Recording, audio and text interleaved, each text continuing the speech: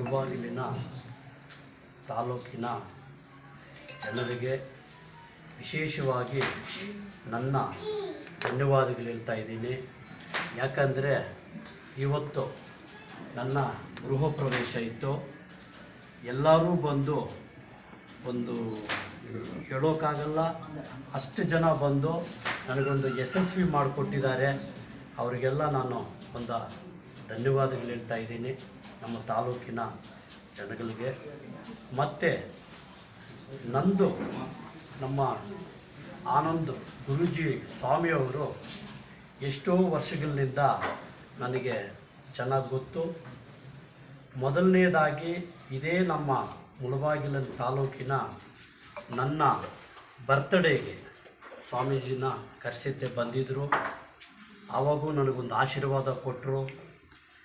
ಮತ್ತು ಎರಡನೇದು ನನ್ನ ಮಗಳು ಮದುವೆ ಟೈಮಲ್ಲೂ ಬಂದಿದ್ದರು ಸ್ವಾಮಿ. ನಮ್ಮ ಮಗಳು ಮದುವೆ ಟೈಮಲ್ಲೂ ಬಂದು ಒಂದು ಆಶೀರ್ವಾದ ಕೊಟ್ಟು ಹೋದರು. ನನಗೆ ಎಲ್ಲ ರೀತಿಯಲ್ಲೂ ಒಳ್ಳೆಯದಾಗ್ತಾಯಿದೆ.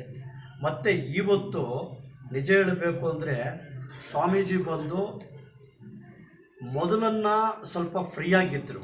ಇವಾಗ ಇಂಡಿಯಾನಲ್ಲ ಹೊರಗ ದೇಶದಲ್ಲೂ ಅಷ್ಟು ಬ್ಯುಸಿಯಾಗಿದ್ದಾರೆ ಸ್ವಾಮೀಜಿ.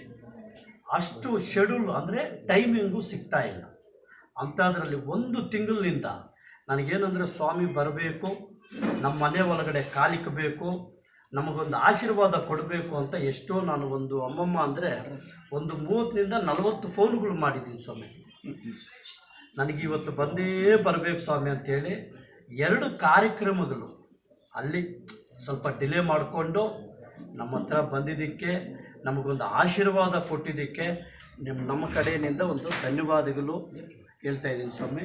ಮತ್ತೆ ಬಂದುಬಿಟ್ಟು ಇದು ನಾನು ನಿಜ ಹೇಳ್ತಾ ಇದ್ದೀನಿ, ನಮ್ಮ ಮನೆಗೆ ಇವತ್ತು ಬಂದಿದ್ದಕ್ಕೆ ನನಗೆ ಒಂದು ಆನೆ ಬಲ ಬಂದಂಗೆ.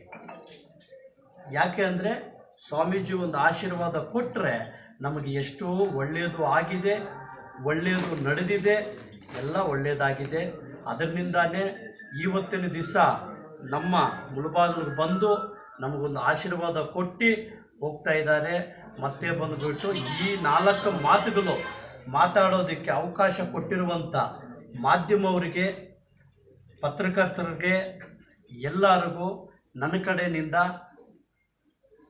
ಒಂದು ಹೃತ್ಪೂರ್ವಕ ನಮಸ್ಕಾರಗಳು ಹೇಳ್ಕೊಂಡು ಮತ್ತು ಧನ್ಯವಾದಗಳು ಹೇಳ್ಕೊಂಡು ನನ್ನ ಮಾತುಗಳು ಮುಗಿಸ್ತಾ ಇದ್ದೀನಿ. ಜೈ ಹಿಂದ್, ಜೈ ಕರ್ನಾಟಕ.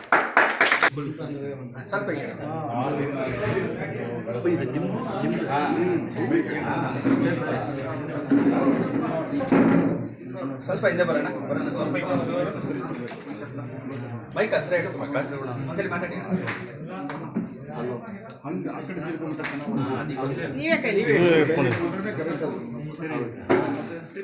ಸಾಮ್ರಾಜ್ಯ ಕೈಗಿಟ್ಟಂಗೆ ಅಲ್ವಾ?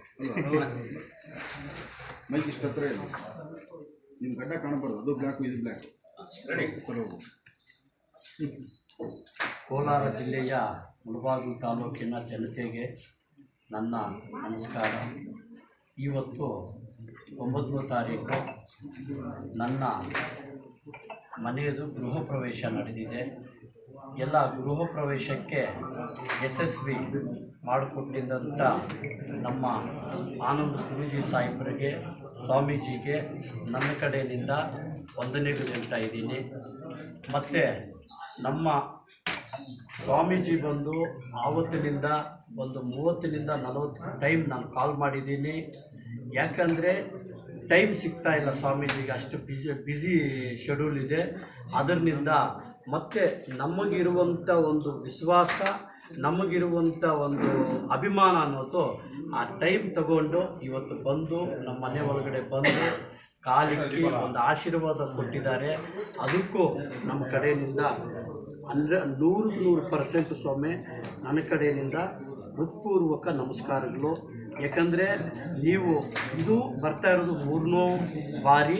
ನಮ್ಮ ಮದುವೆಗೂ ಬಂದಿದ್ದೀರಾ, ನಮ್ಮ ಮಗಳ ಮದುವೆಗೆ, ಮತ್ತೆ ಬಂದ್ಬಿಟ್ಟು ನಮ್ಮದು ಇದಕ್ಕೆ ಬರ್ತ್ಡೇಗೂ ಬಂದಿದ್ದೀರಾ, ಇವತ್ತು ನಮಗೆ ಗೃಹ ಪ್ರವೇಶಕ್ಕೆ ಬಂದಿದ್ದೀರಾ. ಎಲ್ಲ ಬಂದುಬಿಟ್ಟು ದೇವರು ಈ ತಾಲೂಕಿನ ಜನತೆಗೆ, ಸ್ವಾಮೀಜಿನೂ ಹೇಳಿದ್ರು, ಈ ತಾಲೂಕಿನ ಜನತೆಗೆ ಎಲ್ಲರಿಗೂ ಒಳ್ಳೆಯದಾಗಬೇಕು, ಒಳ್ಳೆಯದಾಗುತ್ತೆ.